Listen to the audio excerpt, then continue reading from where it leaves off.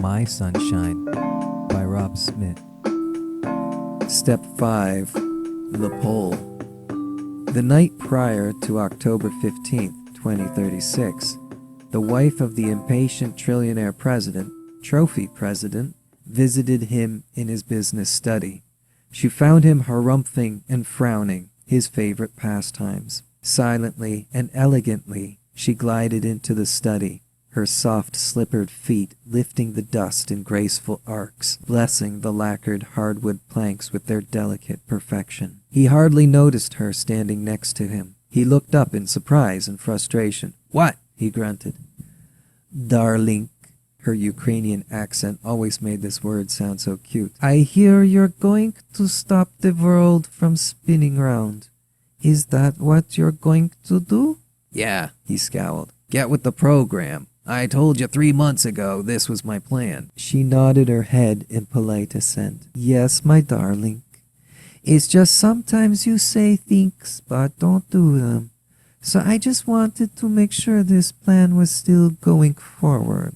He glanced at other things on his desk, already tuning out the conversation. "Yes, I'm still doing that." Suspicion flashed across his small eyes, and he twisted in his chair to look up at her. "Why? Why are you asking me about this all of a sudden?" She stepped back an inch, always cautious not to be too close to his white, snapping teeth. She moderated her voice to a more calming and subservient tone. "Well, my darling, I am wondering when and what I should pack for when we take the survival rocket ship off the planet. Should I bring my red lacy nightie or the blue and silver negligee?" The impatient trillionaire president, true to form, glared impatiently at her as she asked her questions, and then he turned back to his desk and his pressing business of harumphing. He answered her offhand over his shoulder. "Survival ship, right. Why don't you bring the red one?" She dared another question, the most important one. "I love seats with leg room. Will there be enough seats for all of us?" "Seats for who?" "Well, for me and you, of course, but also for Hector and Camilla." Hector and Camilla were her 2 children from her previous marriage to the High Chancellor of Russia. Camilla was a beautiful teenage girl full of laughter, budding health, and promise. Hector was 35, not married, and challenging. The impatient trillionaire president harumphed. "All right, them. Sure. They'll love their seats." With no more questions, she gently kissed the top of his combed-over head and left the room with grace.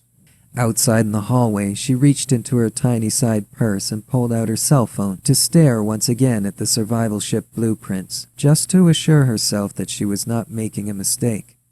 No mistake. The SpaceX survival craft, designed to withstand gravity pressures and absorb the shock of a planet coming to a halt, was built with only 1 seat, a big fat throne. Nowhere else was there any indication of seating for other passengers. She fumed, her eyes icing over. Sukyan Sin. He had lied to her face about taking them off this doomed planet. That night, in the deathly silent hallways of an abandoned White House, Trophy took her 2 children out of their beds.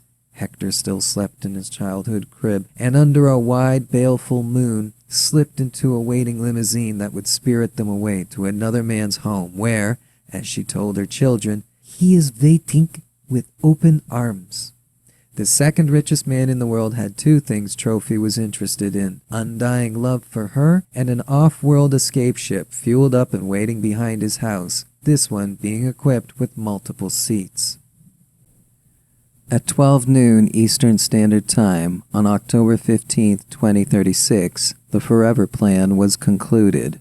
Encased in a special inertia-canceling pod built into the frame of the survival ship, the trillionaire president looked to the generals on his left side and the engineers eating their own pencils on his right side, and with uncharacteristic dignity, he nodded gravely. "Fire the engines." Nuclear fire blazed from thrust nozzles under the base of the ship. Waves of incinerating heat cooked black circles into the launch pad and surrounding area as the colossal craft lifted into the sky, He rocked slightly in his gel-filled protection cocoon and waited until the ship had left the ground completely before ordering the firing of Megatron rocket's combined engines. Looking up at the sky, vivid white jet flames could be seen.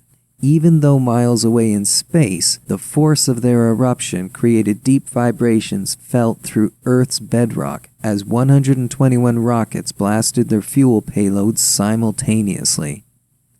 "Pull, Megatron," the president smiled to himself. The order was relayed to a legion of machine pilots who boosted the engine output to maximum levels. At his behest, SpaceX had replaced all human pilots with artificial intelligence-driven robot pilots due to the unpredictability of human emotion. There are some things you can't leave to chance. Also, many pilots had already declared their defiance to the world-ending actions they were asked to make, and the impatient Trillionaire President had used the Garrote on all of them, to be sure.